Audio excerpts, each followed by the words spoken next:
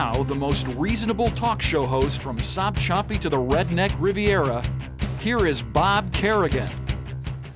And good evening. Welcome to Within Reason. Glad to have you with us tonight. Thank you for your emails and comments and voicemail messages that you leave for me.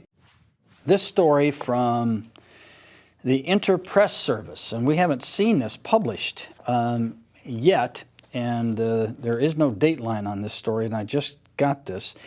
Washington, new evidence from former U.S. officials reveals that the George W. Bush administration failed to adopt any plan to block the retreat of Osama bin Laden and other al-Qaeda leaders from Afghanistan to Pakistan in the first weeks after 9/11. That failure was directly related to the fact that top administration officials gave priority to planning for war with Iraq over military action against al-Qaeda in Afghanistan, which is what everybody who has any sense has been saying all along. On November 12, 2001, as Northern Alliance troops were marching on Kabul with little resistance, the CIA had intelligence that bin Laden was headed for a cave complex in the Tora Bora Mountains close to the Pakistani border. The war had ended much more quickly than expected. Only days earlier, CENTCOM commander Tommy Franks, as the president said, is a hell of a guy, came down to Texas, had a couple of beers, kicked some cows, and Bush said he's a great guy, even though Colin Powell was saying you need to spend some time with the guy that you're entrusting all this to, who was responsible for the war in Afghanistan. He had no forces in position to block bin Laden's exit. No plan whatsoever to try to capture the person who was responsible for 9/11. No plans, because they were all preoccupied with their plans to invade Iraq and rid the world of a terrible person who had embarrassed George W.'s father and who would have the score settled eventually. So what happened? To this day, we haven't committed the troops or the time or the money to solve the problem that really is centered in Afghanistan. This is from the Times in the UK. British envoy says mission in Afghanistan is doomed, according to a leaked memo.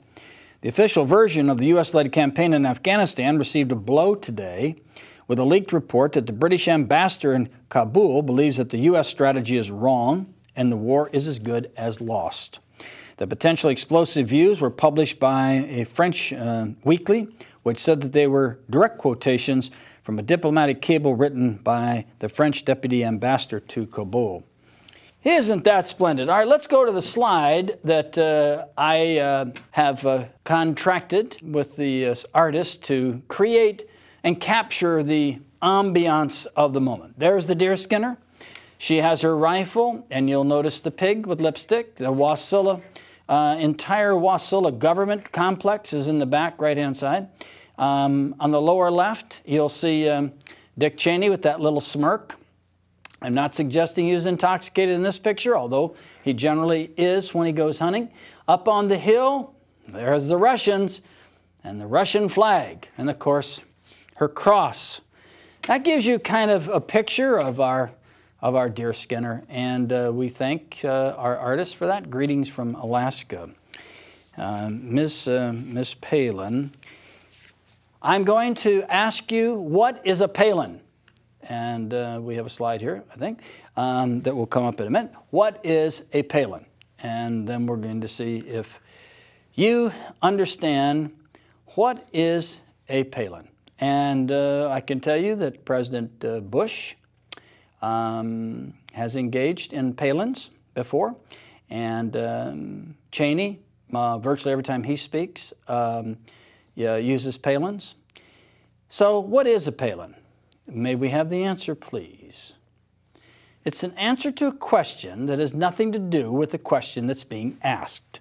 That is a Palin.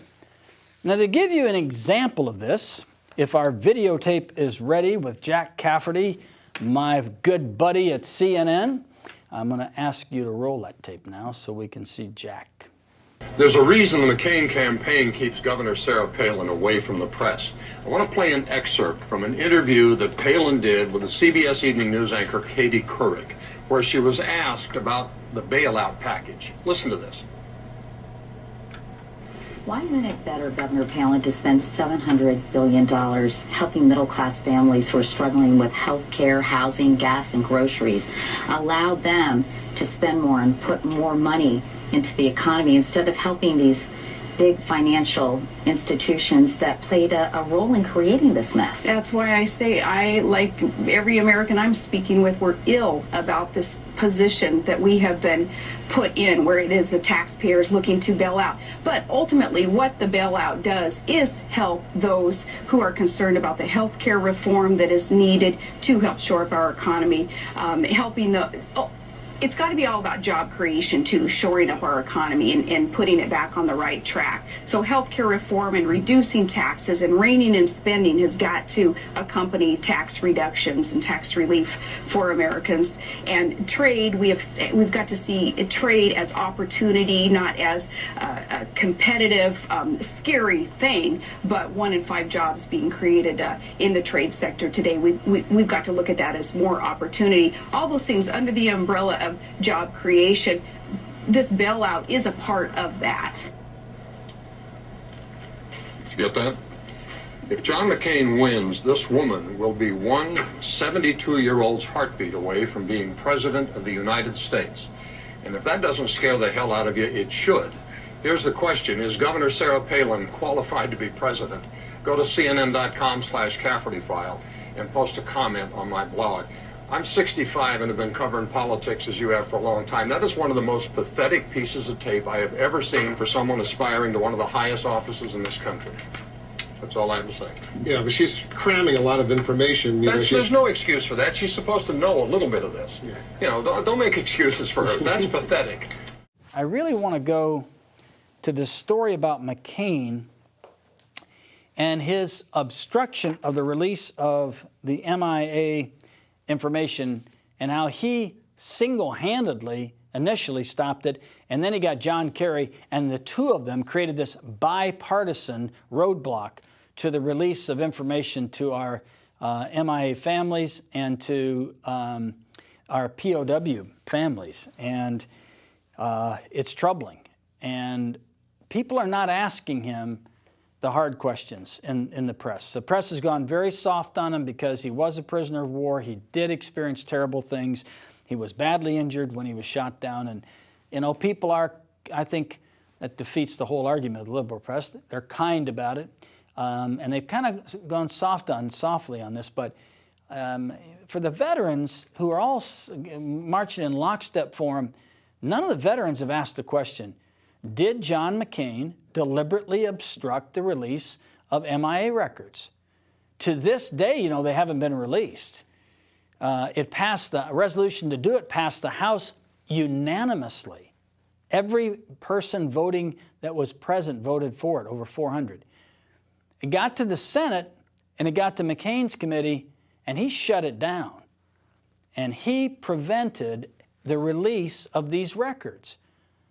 And it wouldn't, as a veteran, wouldn't you want to ask him, what about the families? What about the MIA families? You know, wouldn't it be an appropriate thing for you to do to inquire how they feel? Well, he knows because they've all shown up to testify. Within Reason, Bob Kerrigan with you. Program rebroadcast Friday night at 10 and Monday at 10. Email me or fax me and pass your notes along. And we'll cover this POW story in depth next week. 10 Reasons next week.